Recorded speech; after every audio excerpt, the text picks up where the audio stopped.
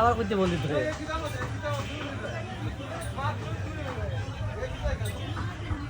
কাঁচা পাকা। আচ্ছা আমি ভাত দিচ্ছি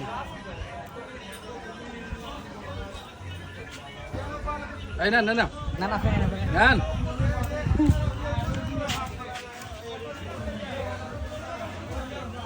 সিলেটের মানুষের সাথে আম খাওয়ার স্বাদই আলাদা, বুঝছেন?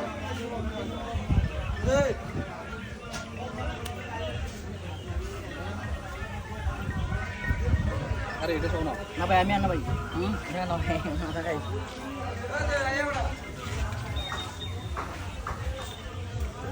আম এখনো কাঁচাই রয়েছে। হ্যাঁ হাসি তবে সিলেটে এসে আম খাওয়ার এটার অনুভূতি আসলে আলাদা, কারণ আমরা আমের রাজ্যে বাস করি, অথচ আম খাওয়ার আমাদের সময় নাই। কিন্তু এখানে এসে আমটা গাছ থেকে পড়লো আর এরপরে আগ্রহ